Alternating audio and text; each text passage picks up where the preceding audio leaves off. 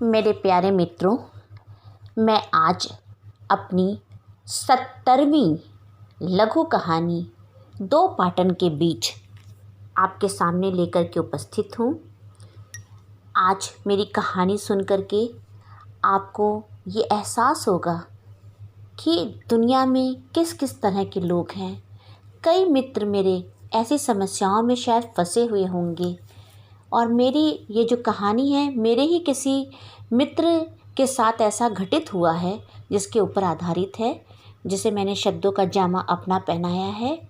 तो आपको निश्चित रूप से ये कहानी दो पाटन के बीच बहुत पसंद आएगी और आज मेरे लिए बहुत खुशी का मौका है कि ये मेरी 70वीं लघु कहानी आपके सामने है। दो पाटन के बीच में। सुबी, तुम्हारा दिमाग खराब हो गया है क्या?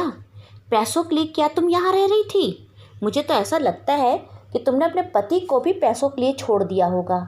मैं ही तुम्हारे इश्क में पागल हो गया था, भुला बैठा था सब कुछ। अपनी प्रेमिका को छोड़कर तुम्हारी चिकनी बातों में आ गया, फिसल गया मैं। मुझे आज भी याद आ रहा है जब प्रिया ने रो रो कर अपना बुरा हाल कर लिया था। बार बार बस एक ही शब्द बोले जा रही थी, मत जाओ मुझे छोड़कर सलील। पर मैं तुम्हारी मोहब्बत में अंधा हो गया था। मैंने प्रिया का दिल दुखाया, आज उसकी सज़ा मुझे मिल रही है। अब एक काम करो, मुझे बताओ मेरा पीछा छोड़ने की कितनी रकम लगा रखी है? गुस्से में सलील पागल हुआ जा रहा था, पर सामने खड़ी सुबी को तो जैसे कोई फ़र्क ही नहीं पड़ रहा था। अब मोबाइल से सर थोड़ा ऊपर किया और बोली लगा दी, सिर्फ 2 करोड़। 2 करोड़? आश्चर्य से आंखें फैलती चली गईं। अरे मैं खुद को बेच भी दूं तो भी 20-30 लाख से ज़्यादा इकट्ठा न होने का 2 करोड़ कहाँ से लाऊं? ये सोचना तुम्हारा काम है। और बदतमीज़ी की सारी हदें पार करके पर्स लटकाकर बिलखते सलील को छोड़कर वो चली गई ऑफिस। ये ड्रामा अब रोज़ रोज़ का ही था, पर आज ये पता चल गया था कि सलील की कीमत 2 करोड़ है। अगर उसे शांति पानी है तो 2 करोड़ में ये शांति खरीदी जा सकती है। दिमाग घूम गया, क्या सोचा था और क्या हो गया। सुवी के साथ के सारे क्षण एक एक कर आंखों के सामने आ गए। ऑफिस में जब सुवी ने पहली बार कदम रखा था तो कितनी सीधी हुआ करती थी। कोलीग से ही पता चला कि वो पति से अलग रह रही है और पति को दिखाने के लिए अपना एक अलग मुकाम बनाएगी, अपनी एक अलग पहचान बनाएगी। बड़ा ही दिल खुश हुआ ऐसी हिम्मत वाली नारी के बारे में जानकर। वो बस अपने काम से काम रखती थी, ज़्यादा चूँ चपड़ करना उसकी आदत नहीं थी। थोड़े ही दिनों में उसने अपनी अलग पहचान बना ली। कुछ दिनों से उसका इशारा सलील की ओर ज़्यादा होने लगा।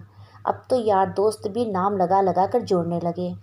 बिना आग के धुआं नहीं होता, और वो भी जा पड़ा उसकी गोद में। बात उड़ते हुए प्रिया तक भी पहुंची। सूजी आंखों से उसने लौट आने का वास्ता दिया, पर प्यार का जादू सर चढ़कर बोल रहा था। 2 साल बहुत अच्छे बीते। एक पति पत्नी का रिश्ता लिए बिना ही जोड़े में रह रहे थे। बात तो कुछ भी नहीं थी। आजकल तो फैशन है, 2-4 साल में लगेगा कि सब ठीक है तो शादी भी कर लेंगे। फ़िलहाल अभी कोई झंझट तो था नहीं, पर कुछ दिनों से सुवी के हाथ कुछ ज़्यादा ही खुल गए। एक मोटी रकम खर्च होने लगी। जब भी सलील इस बारे में बात करता तो या तो वो मुँह सील लेती या फिर बहुत बोलती। थक हार कर वही चुप हो जाता। कह भी क्या सकता था, परिवार में सभी नाराज़ थे। प्रिया सबकी देखी भाली और शालीन थी, वहीं सुवी अब पहले वाली सुवी नहीं, बेहद बदतमीज़ हो चुकी थी। एक आध बार माँ पापा को भी जवाब दे चुकी थी। कभी कभी लगता था कहीं उसका व्यापार ही तो नहीं, मर्दों को फांसना। फ़िलहाल कुछ भी हो, रास्ता तो निकालना ही था पीछा छुड़ाने के लिए, पर सहायता करेगा कौन? क्यों ना एक बार प्रिया की चौखट पर जाऊं। प्यार करती थी वो मुझसे, ज़रूर रास्ता निकाल लेगी। औरत वैसे भी बहुत जल्दी पिघल जाती है, और कोई रास्ता समझ में भी तो नहीं आ रहा। निर्णय लेकर सो गया, कल प्रिया से मिलना है। गिले शिकवे तो बहुत हुए, पर आंसू में बह गए। मदद मांगने आए सलील को निराश करना, प्रिया के पास तो इतनी हिम्मत भी नहीं थी, और 2 साल के बिछड़न का अवसाद मुँह पर भी दिख रहा था। चलो कोई नहीं, दोनों मिलकर कोई राह निकालते हैं। और सुबह का भूला अगर शाम को घर आ जाए तो उसे भूला नहीं कहते। आज बहुत सुकून की नींद आई। और सुवी, उसको किसी प्रकार की टेंशन में न देखकर खुद ही बहुत उलझ गई। सलील प्रिया की बताई हुई राह के अनुसार बड़े प्यार से सुवी को विश्वास में लेने लगा। बड़े ही प्यार मनोहार से उसके पहले पति के बारे में जानकारी हासिल की। अब दूसरे चरण में उसके पति से मिलना था। 3-4 दिन बाद सलील ने बिजनेस का बहाना बनाकर प्रिया को साथ ले उसके पति से मिलने चल दिया। अच्छा खासा पति था अमित बेचारा। और फिर जो सिलसिला शुरू हुआ नफरत, प्यार, अविश्वास का, तो कहीं पति और कहीं सुवी दोनों ही दोषी नजर आए। और इसमें तो सबसे बड़ा दोष सलील का भी था। बात बढ़ाई जाती तो आगे तक जाती, पर प्रिया ने झटके से उठकर अपना दुपट्टा फाड़कर अमित के हाथों में बांध दिया।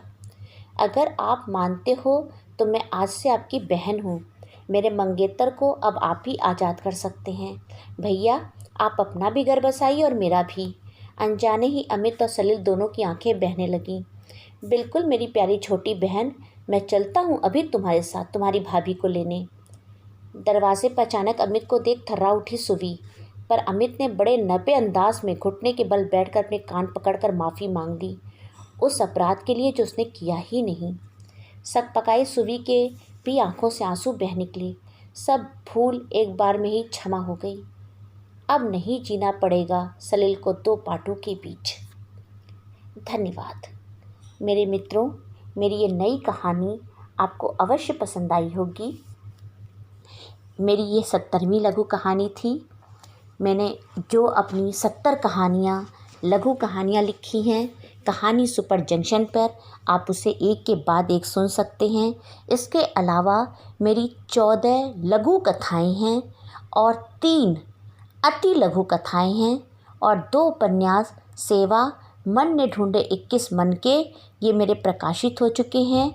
और अब मेरा एक और उपन्यास आप लोग के सामने बहुत जल्दी आएगा। तब तक के लिए जय हिंद, जय भारत। अगले वीरवार को पुनः मिलते हैं।